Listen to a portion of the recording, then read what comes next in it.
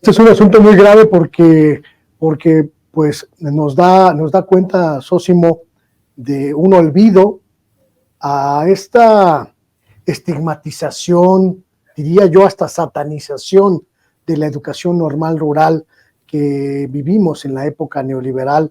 Hoy se suma la indiferencia, quizá la desatención o incluso una combinación de indolencia con olvido, y me parece que eso es algo quizá poco encomiable para un gobierno como el de la Cuarta Transformación, ¿no? Tendría que haber sido distinto el futuro, el presente de las escuelas normales rurales, tomando en cuenta que la base de esta dinámica humanista, progresista que hoy nos gobierna es precisamente primero los pobres, ¿no? No, y además de que se conoce la historia, me parece que el propio presidente de la República conoce la historia de las normales rurales, el significado que tienen. De hecho, por eso él dice que bueno, que es que se reinaugura ahora el MESHE. Sin embargo, me parece que en algún momento se canceló también el diálogo. Nosotros en una conferencia de prensa matutina tuvimos la oportunidad de preguntarle al presidente sobre cuando había movilizaciones precisamente por esto que comento, sobre estas intenciones de transformar las normales rurales.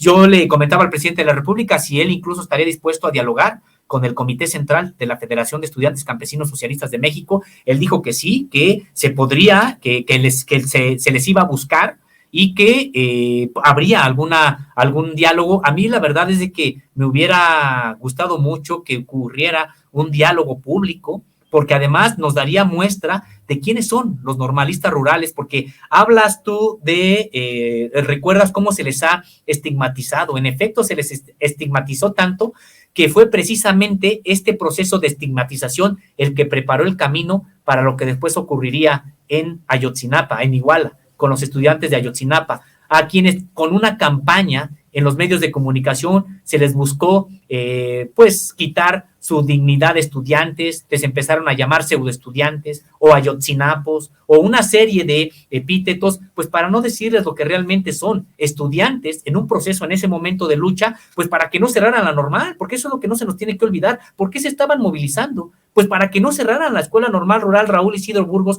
de Ayotzinapa Guerrero, para que se les respetara el comedor, para que se les respetara los 5 ejes que comenté hace un momento, para que se respetaran, y también para que se emitieran las convocatorias de nuevo ingreso, porque los gobiernos eran renuentes a que se siguieran emitiendo convocatorias de nuevo ingreso hacia estas escuelas, y solamente con movilizaciones es como las arrancaban estas escuelas en movimiento. Entonces se les estigmatizó mucho tiempo por parte de medios de comunicación, por empresarios y también por los políticos neoliberales, y me parece que pues sí, hay que salir al paso de esta estigmatización. Por eso yo decía, ojalá se concrete este diálogo, pues también para que veamos la capacidad argumentativa de los propios estudiantes de las escuelas normales rurales, en este caso representados por su Comité Central de la Federación de Estudiantes Campesinos Socialistas de México, y los comités estudiantiles que hay en cada escuela. Sin embargo, no se llevó, solamente se suspendió este intento,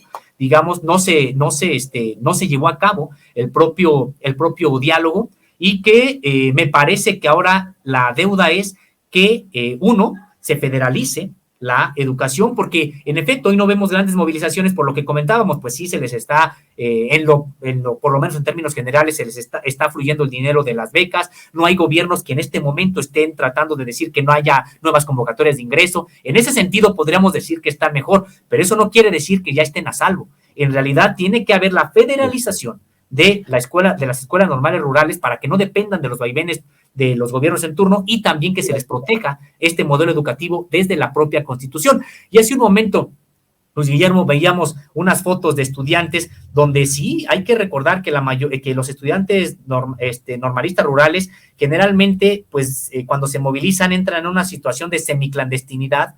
Así es, semiclandestina la propia Federación. Esto a propósito de qué, pues de la historia que han tenido que vivir. Hay que recordar además, Luis Guillermo, que el 68 mexicano no solamente fue en la Ciudad de México, no solamente fue la represión contra estudiantes de la UNAM, del Politécnico y de otras escuelas con asiento aquí en la ciudad, sino que el 68 fue nacional. y también es parte incluso de cómo se oculta a veces la historia, aunque sea historia de lucha. Probablemente los mayores estragos del 68, y que no solamente fue 68, sino que se extendió al 69, fue contra las normales rurales. Se cerraron literalmente a sangre y fuego más de la mitad de las escuelas normales rurales que había, porque en ese momento empezaba una movilización estudiantil también, respaldando a los estudiantes de la UNAM y del Politécnico, y que entonces esta movilización a cargo de los normalistas rurales le hubiera dado carácter nacional a todo lo que ya se estaba generando con los estudiantes en el 68. Entonces, hay que recordar que el cierre de más de la mitad de las escuelas normales rurales en 68-69 fue con el ejército. Estudiantes desaparecidos, de los cuales hasta la fecha hoy no tenemos noticia.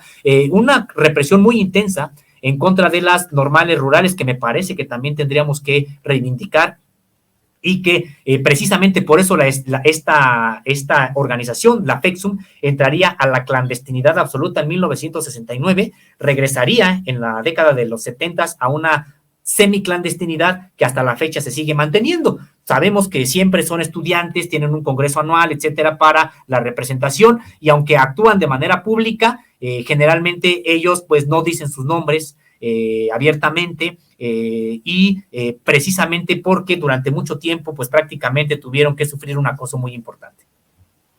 Estimadísimo Zósimo, te quiero dar las gracias por esta